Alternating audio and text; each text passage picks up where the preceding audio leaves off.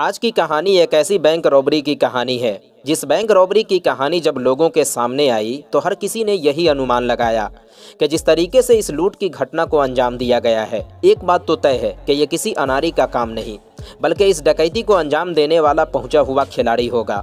क्योंकि इस डकैती को जिस सफाई के साथ अंजाम दिया गया था, शायद इस कहानी को सुनने वाला हर शख्स यही कहता कि इस क्राइम के पीछे किसी जीनियस आदमी का हाथ है।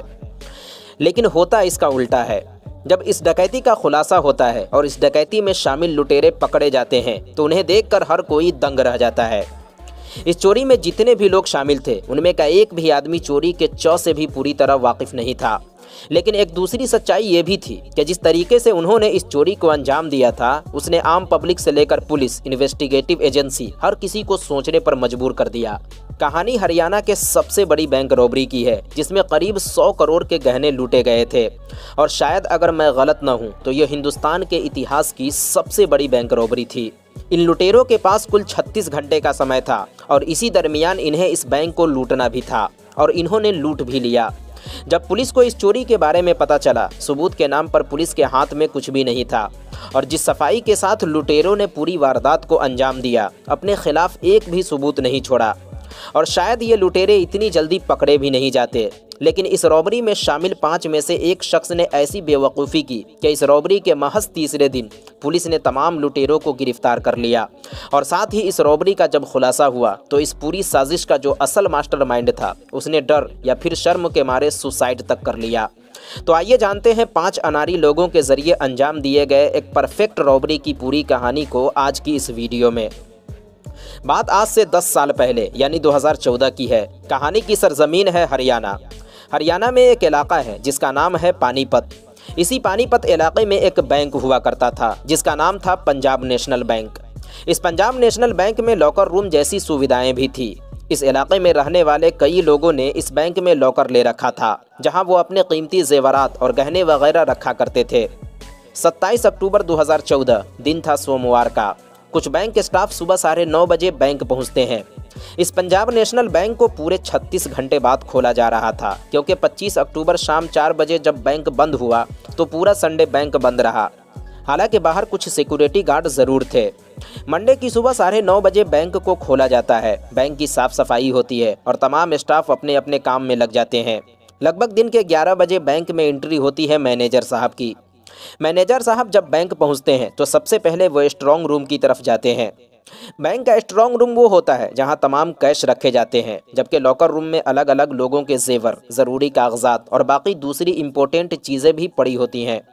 लेकिन इस लॉकर रूम में कैश नहीं होता क्योंकि ये RBI के रूल के ख़िलाफ़ है। खैर, बैंक मैनेजर स्ट्रॉन्ग रूम की तरफ पहुँचते हैं। हाँ, एक बात और, बैंक में जो स्ट्रॉन्ग रूम या फिर लॉकर रूम होता है उसे बिना बैंक मैनेजर की परमिशन से बैंक के दूसरे स्टाफ नहीं खोल सकते। 25 अक्टूबर की शाम 4 बजे बैंक मैनेजर की मौजूदगी में लॉकर रूम को बंद किया गया था और तब तक सब कुछ सही था। लेकिन जैसे लॉकर रूम को खोला जाता है, अंदर का नज़ारा देखकर बैंक मैनेजर की चीख निकल जाती है। एक लाइन से कई सारे लॉकर के लॉक टूटे हुए हैं और अंदर का सारा माल गायब है। बैंक मैनेजर की आवाज़ सुनकर बाकी स्टाफ भी लॉकर रूम की तरफ जाते हैं। अंदर का मंजर देखकर उन सभी के हाथ पांव फूल जाते हैं और पहली नज़र में ही समझ में आ जाता है कि मामला लूटपाट का है। अब बैंक मैनेजर इधर उधर नज़र दौड़ाना शुरू करते हैं। पता चलता है बैंक की छत, लॉकर रूम की दीवारें सब ठीक ठाक हैं। तो फिर लूट हुई कैसे? तभी एक स्टाफ की नज़र लॉकर रूम की फर्श की तरफ जाती है। लॉकर रूम की फर्श पर उन्हें एक होल दिखाई देता है और ये समझने में देर नहीं लगती कि लुटेरे इसी होल के जरिए लॉकर रूम में दाखिल हुए थे और इस घटना को सुरंग खोदकर अंजाम दिया गया है। इसी दरमियान एक शख्स पुलिस को फ़ोन करता है। पुलिस बैंक पहुंचती है और अपने तरीके से जांच पड़ताल करती है। अब सबसे पहले ये जानना ज़रूरी था कि लॉकर रूम में दिखने वाला सुरंग का दूसरा सिरा कहाँ खुलता है और इसे जानने के लिए सुरंग में उतरना ज़रूरी था। टॉर्च लेकर 1-2 लोग सुरंग में उतरते हैं। कुछ दूर चलने के बाद पता चलता है कि इस सुरंग का दूसरा सिरा एक मकान के अंदर निकलता है। यह मकान बैंक से लगभग 100 मीटर की दूरी पर था। जिस मकान से सुरंग खोदा गया था, ये मकान पिछले 5 साल से खाली पड़ा था और यहाँ कोई नहीं रहता था। 5 साल पहले जब मकान मालिक बाहर गया तो उसने मकान को पूरी तरह लॉक कर दिया, जिसके बाद से वो दोबारा लौट कर नहीं आया। अब ये बात कन्फर्म हो चुकी थी कि इसी सुरंग के जरिए लुटेरे लॉकर रूम में गए और सारा माल लेकर फरार हो गए। लेकिन सवाल ये था कि जब मकान पिछले 5 साल से खाली पड़ा है तो फिर सुरंग किसने और कैसे खोदा। सबसे पहले बैंक स्टाफ लॉकरों की गिनती करते हैं कि कितने लॉकरों के ताले खुले हैं और उनसे कितना माल गायब है। पता चलता है इस बैंक में कुल 350 लॉकर थे, जिनमें से 86 लॉकरों के ताले खुले हैं और इन लॉकरों में रखे सारे जेवरात गायब हैं। अब लॉकर रूम के बाद बैंक स्टाफ स्ट्रॉन्ग रूम का दरवाज़ा खोलते हैं कि स्ट्रॉन्ग रूम किस हाल में है। जब अंदर घुसते हैं तो पता चलता है लुटेरे स्ट्रॉन्ग रूम तक नहीं पहुंच पाए। स्ट्रॉन्ग रूम में रखे हुए कैश अब भी मौजूद हैं और सभी की जान में जान आती है। बैंक में डकैती हुई है ये खबर सिर्फ अंदर वालों को पता है, लेकिन जैसे ये खबर लीक होती है कि बैंक में डाका पड़ा है और जिन लोगों के लॉकर इस बैंक में थे भागे भागे सभी बैंक पहुंचते हैं। अब पूरा बैंक लोगों से भर चुका है। इधर जब मीडिया वालों को पता चलता है कि बैंक में डाका पड़ा है, हर टीवी और न्यूज़ चैनल पर यही खबर चल रही है। चूँकि जिन लोगों का बैंक में लॉकर होता है, लॉकर में क्या चीज़ें पड़ी हैं ये सिर्फ लॉकर का मालिक ही जानता है। बैंक को इस बारे में कुछ नहीं पता। इन लॉकरों की 2 चाबियां होती है, एक चाबी बैंक के पास तो दूसरी चाबी लॉकर के मालिक के पास। और लॉकर खोलने के लिए दोनों चाबियों का होना ज़रूरी है। सिर्फ एक चाबी से लॉकर किसी सूरत नहीं खुल सकता। लॉकर को लेकर आरबीआई के कुछ रूल हैं और ये रूल बैंक और लॉकर के मालिक दोनों के लिए हैं। हालांकि इस रूल में अब चेंजिंग भी हो गई है, लेकिन जिस वक्त ये चोरी हुई उस वक्त आरबीआई का कानून ये था कि चूंकि आपके लॉकर में क्या है ये बैंक को नहीं पता, तो लॉकर के साथ कुछ होता है इसका जिम्मेदार लॉकर मालिक होगा, बैंक नहीं। जबकि जिन बैंकों में लॉकर होता है उनके लिए आरबीआई के गाइडलाइंस ये थे कि बैंक की दीवारें, छत, फर्श, बैंक का सिक्योरिटी सिस्टम, सीसीटीवी कैमरे सब मजबूत और ठोस होने चाहिए, वरना जवाबदेह बैंक भी होगा। लेकिन हरियाणा के इस पंजाब नेशनल बैंक की सारी चीज़ें कमज़ोर थी। सीसीटीवी कैमरे तक काम नहीं कर रहे थे। हालांकि बैंक का लॉकर घर से कहीं ज़्यादा सेफ और सुरक्षित होता है और इसीलिए लोग अपने कीमती जेवरात घर में रखने की बनिस्बत लॉकरों में रखना ज़्यादा पसंद करते हैं और यही वजह है कि इतनी आसानी से बैंक में लॉकर्स मिलते भी नहीं हैं। खैर, जिन लोगों के लॉकर इस बैंक में थे सभी लोग बैंक पहुंचते हैं। इन सभी लोगों से पूछा जाता है कि किनके लॉकर में कितने जेवरात पड़े थे। हर एक अपने लॉकर की डिटेल्स बताता है और जब इन सभी को कैलकुलेट किया जाता है तो पता चलता है इन 86 लॉकरों से कुल 100 करोड़ के जेवरात और कैश गायब हैं। 100 करोड़ का नाम सुनकर बैंक अधिकारी से लेकर पुलिस वालों तक सभी के होश उड़ जाते हैं। अब पुलिस मामले की छानबीन शुरू करती है, लेकिन पुलिस के हाथ खाली हैं। पुलिस के हाथ एक फिंगरप्रिंट तक नहीं लगता। पंजाब नेशनल बैंक के बाहर लोग धरना प्रदर्शन पर बैठ जाते हैं। लुटेरों को जल्द से जल्द गिरफ्तार करने की मांग की जा रही है। पुलिस पर लगातार प्रेशर बढ़ता जा रहा है, मगर कामयाबी मिल नहीं रही। चूंकि मामला बड़ा था, पूरे 100 करोड़ के जेवरात लूटे गए थे। बात दिल्ली तक पहुंच जाती है और फिर दिल्ली के पीएमओ ऑफिस से इस केस को सॉल्व करने के लिए एक खास अफसर को भेजा जाता है जो कई सारे रॉबरी केस सुलझा चुके थे, मगर उनके आने से भी कोई फायदा नहीं होता। 27 अक्टूबर का पूरा दिन गुजर जाता है और अब तारीख आती है 28 अक्टूबर की। 28 अक्टूबर को इस इलाके में जितने भी फ़ोन एक्टिव थे तमाम फ़ोन कॉल्स खंगाले जाते हैं, जिसके लिए टेलीकॉम कंपनी से मदद ली जाती है। हज़ारों लोगों से पूछताछ होती है, मगर कोई फ़ायदा नहीं। पुलिस के हाथ ऐसा कुछ भी नहीं लगता जिससे केस को आगे बढ़ाया जा सके। पुलिस पर लगातार प्रेशर बढ़ता हुआ देखकर उस वक्त हरियाणा के जो डीजीपी थे वो अचानक से 10 लाख रुपए का ऐलान करते हैं। यानी इस रॉबरी में कौन लोग शामिल हैं, जो भी उनके बारे में बताएगा उसे 10 लाख रुपए का इनाम मिलेगा। 28 अक्टूबर का दिन भी बीत जाता है, मगर पुलिस के हाथ अब भी खाली है। 29 अक्टूबर की तारीख आती है और पुलिस को इस रॉबरी से जुड़ी पहली कामयाबी मिलती है। 29 अक्टूबर को रात 10 बजे एक शख्स पुलिस को फ़ोन करता है और कहता है कि पंजाब नेशनल बैंक में जो चोरी हुई है वो जानता है कि ये काम किसने किया है।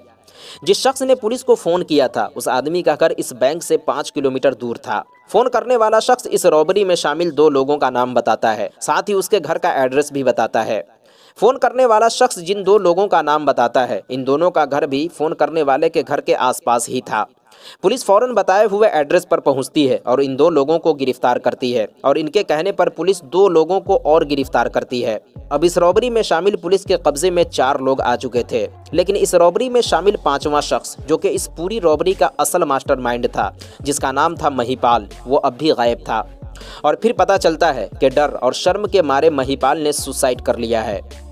ये कितने अनाड़ी थे आप इसी बात से अंदाज़ा लगा सकते हैं कि जब इन्होंने इतनी बड़ी घटना को अंजाम दिया तो इन्हें डर नहीं लगा, लेकिन जब पकड़े गए तो शर्म के मारे सुसाइड कर लिया। हालांकि इनके सुसाइड पर भी कई सारे सवाल उठे कि क्या सच में महिपाल ने सुसाइड किया है या फिर इसमें भी कोई साजिश है, यानी किसी ने उस पर दबाव तो नहीं बनाया, किसी ने ब्लैकमेल तो नहीं किया। पुलिस को शक इस बात पर था कि बैंक का कोई स्टाफ इस रॉबरी में शामिल हो और महिपाल की वजह से कहीं सच्चाई सामने ना आ जाए, उसे मार दिया हो और महिपाल के कत्ल को सुसाइड बता दिया हो, या महिपाल को उसने ब्लैकमेल किया हो जिसकी वजह से उसने सुसाइड कर लिया। खैर तमाम तरह की बातें हुई, लेकिन पुलिस को अंत में यही लगा कि महिपाल ने सुसाइड किया है। 4 लोग पुलिस के कब्जे में, एक ने सुसाइड कर लिया। अब पुलिस इन चारों से पूछताछ करती है। साथ ही इन चारों के निशानदेही पर पुलिस एक भट्टे से 8.5 किलो सोना भी बरामद कर लेती है और इस तरह चोरी के तीसरे दिन ही पुलिस तमाम लुटेरों को गिरफ्तार कर लेती है। लेकिन कैसे? 29 अक्टूबर की रात फ़ोन करने वाला शख्स कौन था जिसने लुटेरों के बारे में खबर दी? जब इन लोगों के बारे में पुलिस को नहीं पता, फिर फ़ोन करने वाले शख्स को कैसे पता चला? यानी जिन लुटेरों को पुलिस पकड़ने में नाकाम रही, फ़ोन करने वाले शख्स ने नाम के साथ लुटेरों का एड्रेस भी बता दिया। जिस घर में 5 साल से ताला लगा था, आखिर वहां से सुरंग कैसे खोदा गया? ये वो सवाल थे जिनके जवाब पुलिस जानना चाहती थी। और फिर इन लुटेरों ने इस रॉबरी को लेकर जो पूरी कहानी सुनाई वो कुछ यूँ थी। महिपाल, जो कि इस रॉबरी का असल मास्टरमाइंड था, 5 साल से जो मकान खाली पड़ा था वो इसी महिपाल का था। महिपाल और सतेश, जो कि महिपाल का जीजा था, एक प्रॉपर्टी डीलर था और इसी हरियाणा के पानीपत इलाके में काम कर रहा था। इन दोनों को अपने काम में बहुत नुकसान होता है, जिसकी वजह से दोनों कर्जे में चले जाते हैं और जब लोग इनसे पैसे मांगना शुरू करते हैं तो ये दोनों परेशान हो जाते हैं और फिर यहीं से ये दोनों दिमाग दौड़ाना शुरू करते हैं कि ऐसा क्या किया जाए जो इनका कर्जा उतर जाए। और फिर इनके दिल में ख्याल आता है बैंक रॉबरी का। चूँकि पंजाब नेशनल बैंक इनके घर से करीब ही था, तो इसी पंजाब नेशनल बैंक में रॉबरी का प्लान बनाते हैं। लेकिन कैसे? कभी सोचते छत काट कर अंदर घुसे, तो कभी सोचते दीवार में सुराख कर अंदर घुसा जाए। लेकिन फिर डर भी लगता कि अगर किसी ने देख लिया, कहीं पकड़े गए तब क्या होगा। और फिर सुरंग खोदकर बैंक लूटने का एक पुख्ता आइडिया इनके दिमाग में आता है। हालांकि यह आइडिया महिपाल ने दिया।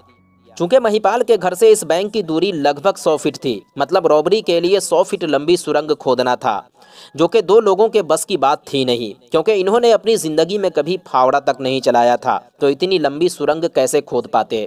खैर महिपाल और सतीश ने मिलकर इस रॉबरी में 3 लोगों को और शामिल किया। इन तीनों का घर पंजाब नेशनल बैंक से 5 किलोमीटर की दूरी पर था। ये तीनों एकदम नौजवान थे। इनमें का पहला शख्स था जो कंप्यूटर लैब में काम करता था, जबकि दूसरा शख्स एक बढ़ई मिस्त्री था और तीसरा शख्स बेरोजगार था जो दिन भर यूं ही पड़ा रहता था। महिपाल और सतीश ने इन तीनों से अपने प्लान के बारे में बात किया और ये तीनों भी तैयार हो गए। लेकिन महिपाल ने इस रॉबरी से पहले एक शर्त रखी कि हम लोग जो भी चोरी करेंगे इसमें से 50% हमारा होगा, बाकी बचे हुए 50% में से तुम चारों का होगा, क्योंकि चोरी का आइडिया हमारा है। हालांकि महिपाल की बातें सुनकर ये चारों सोचने लगे। फिर महिपाल ने बताया कि अरे हम इतनी बड़ी रकम चोरी करेंगे कि तुम लोग भी माला माल हो जाओगे। खैर अब इन्होंने सुरंग खोदना शुरू किया। इन्हें लगभग 100 फीट लंबी सुरंग खोदना था, लेकिन कहीं भी चोरी छुपे जब सुरंग खोदा जाता है तो सबसे मुश्किल काम होता है खुदाई से निकलने वाली मिट्टी को ठिकाने लगाना।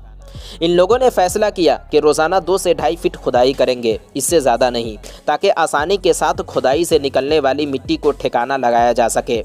अब इनका रोज़ का मामूल था, ये 2 से 2.5 फीट खुदाई करते और खुदाई से निकलने वाली मिट्टी को छोटे छोटे पॉलीथीन या किसी दूसरी चीज़ में रखकर ये अलग अलग जगहों पर फेंक देते ताकि किसी को शक न हो।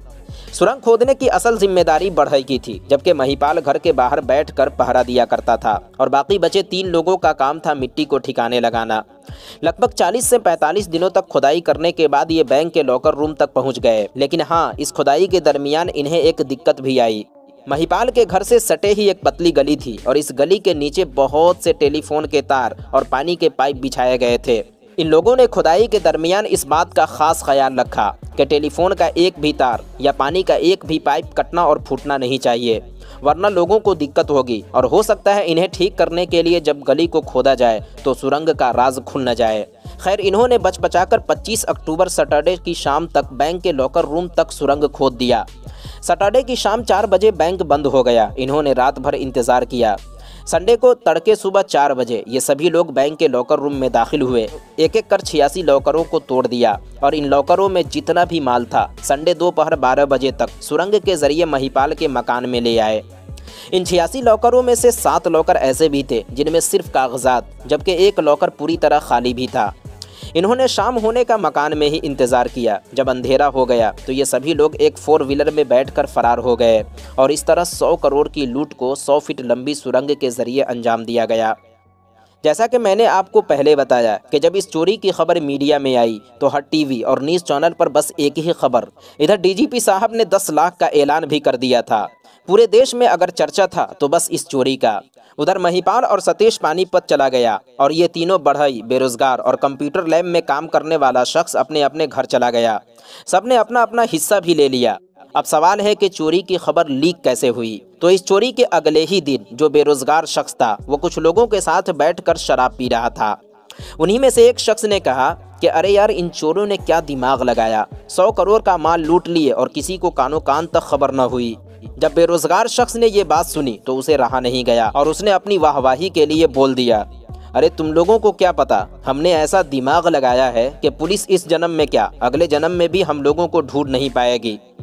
बेरोजगार की ये बातें वहीं खड़ा एक नौजवान ने सुन लिया। इधर 10 लाख का ऐलान भी हो चुका था और फिर अगले ही रोज उस नौजवान ने पुलिस को फोन कर दिया और पुलिस ने इन लोगों को गिरफ्तार कर लिया। अगर ये शख्स शराब पीकर लंबी लंबी नहीं हाँकता तो जिस सफाई के साथ इन लोगों ने चोरी किया था इतनी जल्दी या शायद कभी पकड़ा ही नहीं जाता। इस रॉबरी का ज्यादातर माल पुलिस ने बरामद कर लिया क्योंकि रॉबरी को अभी कुछ रोज ही गुजरे थे और पुलिस हर तरफ लुटेरों को ढूंढ रही है। इसीलिए इन लोगों ने इतनी जल्दी माल बेचने के बारे में सोचा भी नहीं था। तो दोस्तों, ये थी हरियाणा के इतिहास की सबसे बड़ी बैंक रॉबरी की पूरी कहानी। उम्मीद है यह कहानी आपको पसंद आई होगी। अगर कहानी पसंद आई तो ऐसे ही और भी इंटरेस्टिंग कहानियाँ सुनने के लिए चैनल को ज़रूर सब्सक्राइब करें। मिलते हैं किसी नई वीडियो के साथ। जब तक के लिए अपना ख्याल रखें।